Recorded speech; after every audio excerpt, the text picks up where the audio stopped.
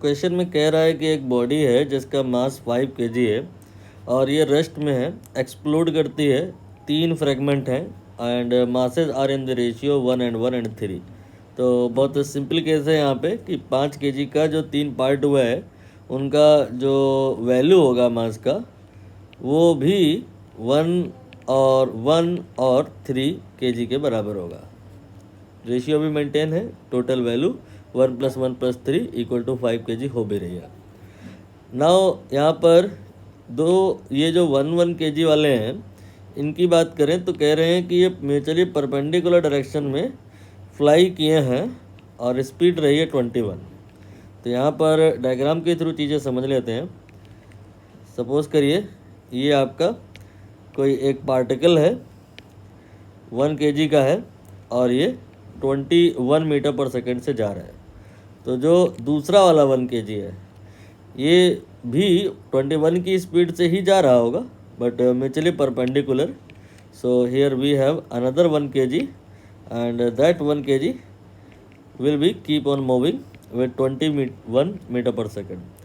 If we talk about the momentum of A and momentum of B, then for A it will be mass into velocity 1 into 21, it will be 21. 21 will be the momentum of A and same will be of B. And unit we write Newton into second ताकि आपको realise हो कि कहानी force के जैसे ही रहेगी।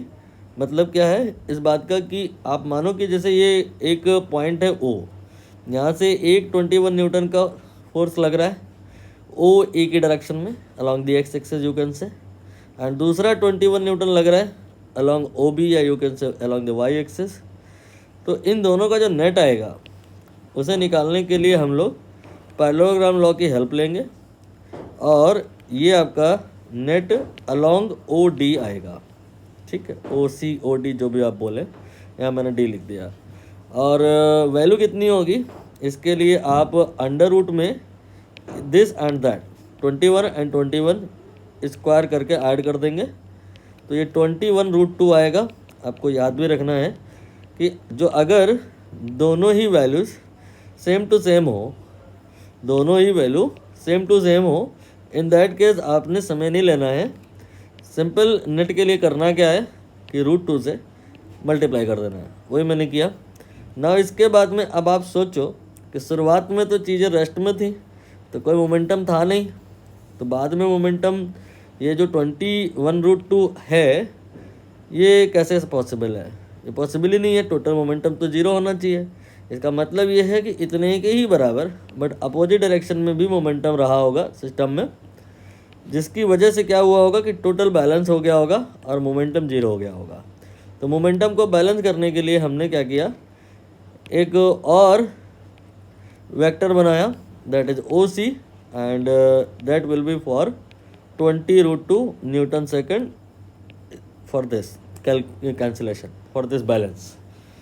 और अब ये जो OC मोमेंटम है ये कौन कैरी कर रहा है? डेफिनेटली तीसरा वाला ही कैरी कर रहा होगा क्योंकि ये दो तो कंसीडर हो गए हैं। तो तीसरा वाला कितने kg का है? तीसरा वाला 3 kg का है। तो 3 kg वाले का मास हमें नोन है, मोमेंटम हमें नोन है और वेलोसिटी हमें निकालना है। तो ये हो जाएगा P/m, momentum divide by mass. तो 21√2 डिवाइड बाई 3, तो ये आ जाएगा 7√2 मीटर पर सेकेंड। ये वेलोसिटी आ गई है थर्ड पार्टिकल यानी कि 3 kg वाले की।